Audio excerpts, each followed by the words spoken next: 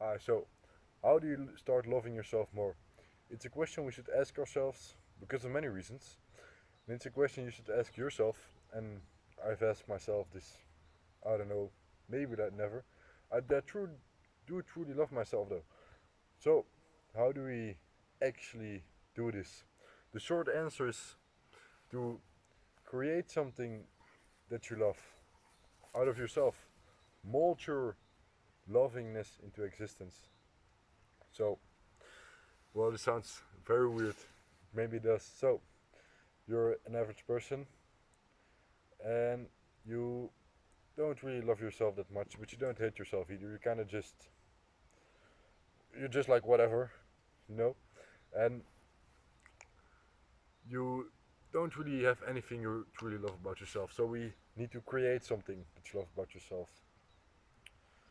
So, what is something we can do that will make us love ourselves more? So, let's just say you're overweight, right? Would you love yourself more if you weren't fat? You probably would, right? So let's lose some weight. Stuff like this. Everyone can improve on something. No one is perfect. It sounds very cliche, but it really is. What we want to avoid, actually, we really want to avoid is this kind of like brainwashing ourselves into thinking that we love ourselves while we don't, and we. It's kind of like putting like makeup and like painting this picture of like, oh, I'm happy with who I am, but you're really not, and you can't deny this. You can't run from the idea that you're not who you want to be. You simply can't. So because like I actually saw this with this girl. She was quite overweight, she was quite fat, and on her mirror she had um like a 3 pages of like self-love text that she wrote herself, and like, oh, you're so beautiful, while she wasn't beautiful. She wasn't.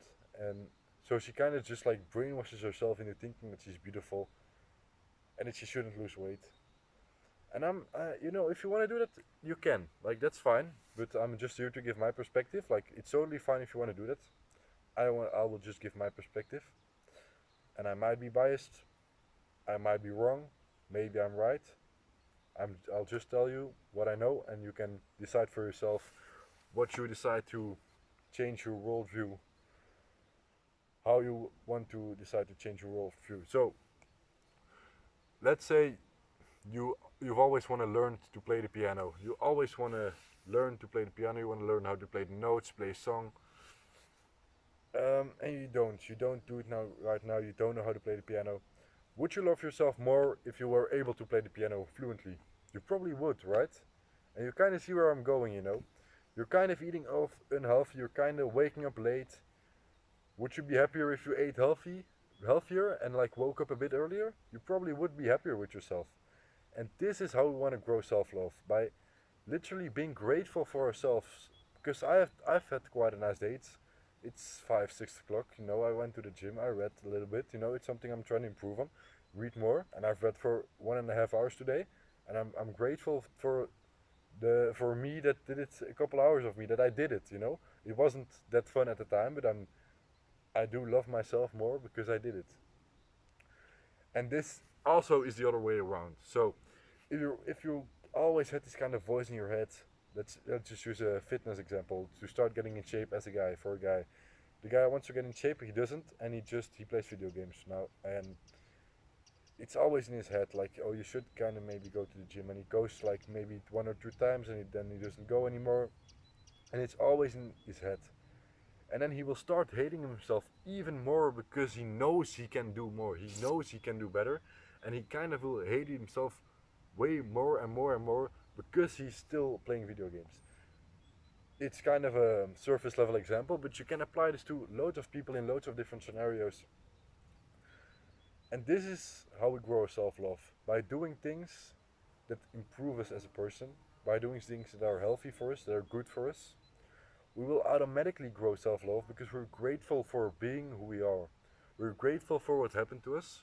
We're grateful for our past self, and we have trust in our future self to do what is right for our even more future self. If that makes sense to you. So you want to be grateful for your past. You want to be like the master. You want to be the person in control of your present. You want to decide what to do for your future. You always want to think into the future. Because when I'm reading, let's say I will take the reading example from today. In the moment I decided to read because of my future self that I can use the knowledge on something in my life. That's why I read. I did it for my future self, so he has the knowledge. That's why I read. For the fitness, you want to go to the fitness for your future self so he can have a nice body. You can apply this to many things. Maybe getting a girlfriend would make you love yourself more. Maybe it's having some more social interactions with people that will make make you love yourself more. It is it is quite simple. It really is. Do the right things that you know are good for you, that you know are healthy, and you will experience self-love.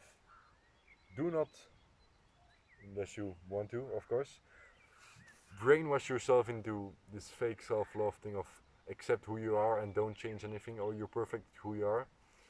I know the message, it sounds super nice, oh, I don't have to change anything about myself and I can just be happy and love myself. You can paint that picture for yourself, you can delude yourself into these ideas. And I'm not saying you shouldn't, but I'm definitely not saying you should. You should do it.